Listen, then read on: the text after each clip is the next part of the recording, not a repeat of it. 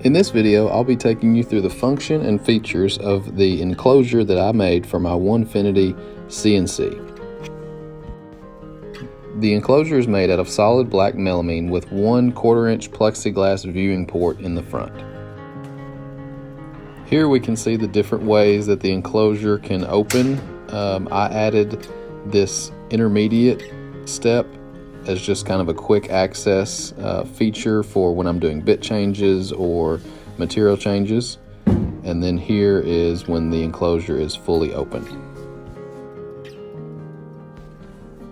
The small bracket you see on the right folds away and out of the way for when we are closing the enclosure all the way.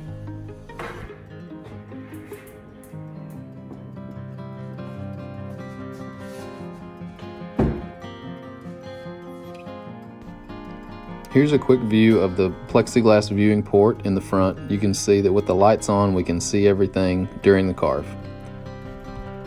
The inside of the enclosure is lined with these acoustic foam panels in an alternating pattern to help kind of dissociate and jumble up the noise inside the enclosure. This was a pretty difficult part of the build, mostly because I tried double-sided tape at first. That did not work. And then I finally just settled on spray adhesive. So if you're gonna attempt this build, just go with the spray adhesive. And to demonstrate the noise reduction, I've got a decibel meter here. We're gonna fire up the router. And I've turned the audio down a bit, but you can see that with the router on, we're at about 89, 90 decibels. We're gonna close the enclosure and you'll see the decibel number drop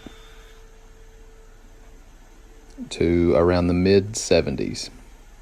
And again, this decibel meter is right up next to the enclosure, so I was pretty happy with this noise reduction.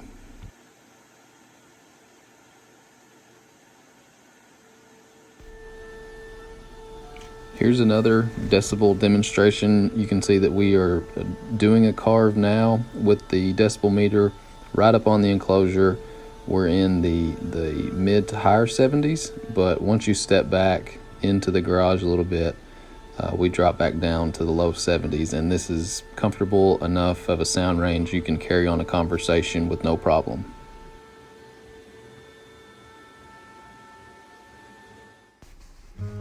Jumping back into showing you some of the other features of the CNC enclosure, we've got the drag chain on both the X and Y axis.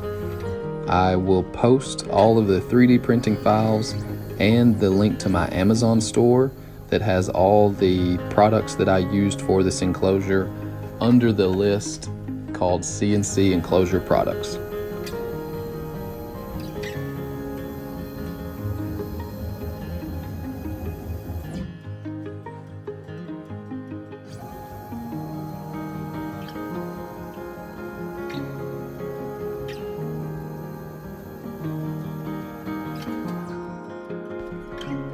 Here is my aftermarket dust boot. I have a separate video on this build if you're interested in that, but after using it for a while, I'm really happy with this dust collection.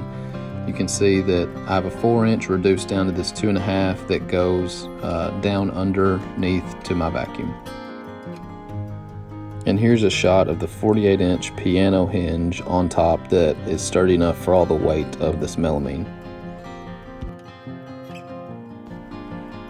Here's a close-up of that folding shelf bracket that allows me to have the enclosure just up about halfway, as well as my bit storage.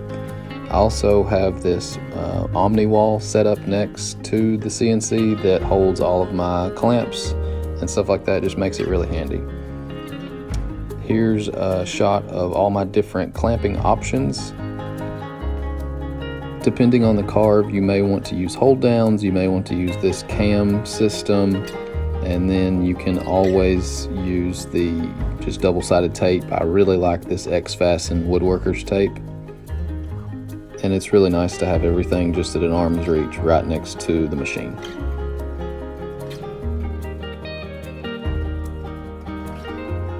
Here's a close-up of some of my cable management. I really like these desk grommets to feed all the wires through underneath. I also used one of these in the back for the dust hose. And then we have these 3D printed end caps for the X and Y rails so that those cables are not exposed. And finally, more 3D printed stuff for the wrenches, the joystick, and the probe. It's nice to have these right next to the machine at an arm's reach so that you can use them when you're setting up, changing bits, anything like that. And here's a final shot of the machine running in the enclosure. I'm really happy with this build. Thanks for checking out my video. Please like and subscribe to the channel for more. Comment below with any questions.